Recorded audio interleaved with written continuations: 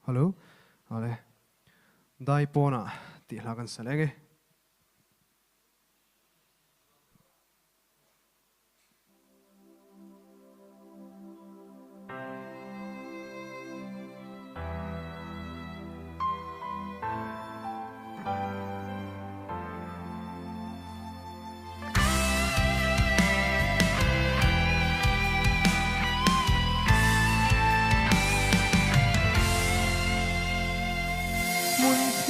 Lima sual thôi na lan chu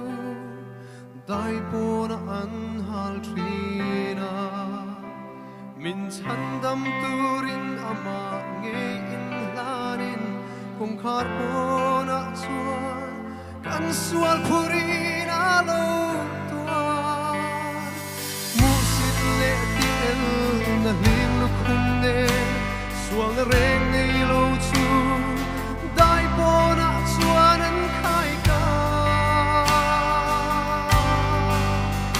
an mu sit na chu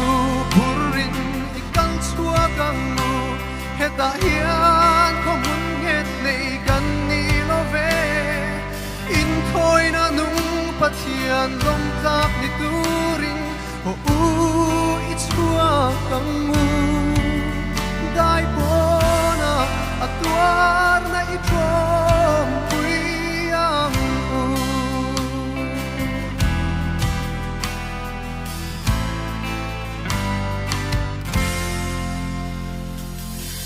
Hera thil makin a in puang chua Hosana zai vor ma se Van lalung oi na chu kalvari tanga Thinga che donga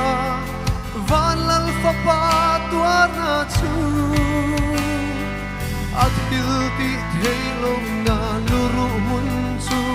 Ho u I panang u kan tharau dan dam na ki an mu sin na chu purin ikal chua kang mu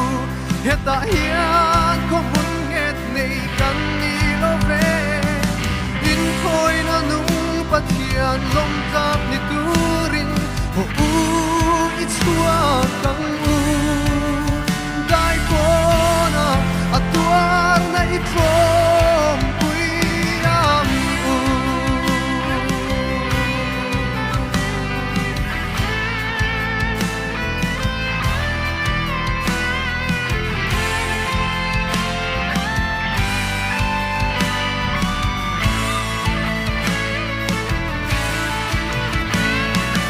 lalpa ka thing lung kong khar chu hong in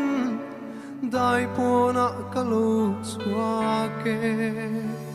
lei mal som na a I bel mu fia tum hi kalvari tanga min khen laga bit varna katan ituar na chu trom pui turin min siam tharro lalpa kanun itat kalane an mu sit na chu purin ikal chua kang mu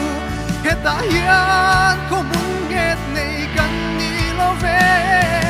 in thoi na dung pathian lom tap ni turin o u I chua kang mu dai pona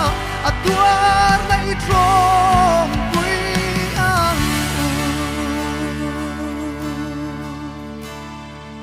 in thoi na nung pathian lom tap ni turin ho u I chua kang mu dai pona atuar na I trom puyang u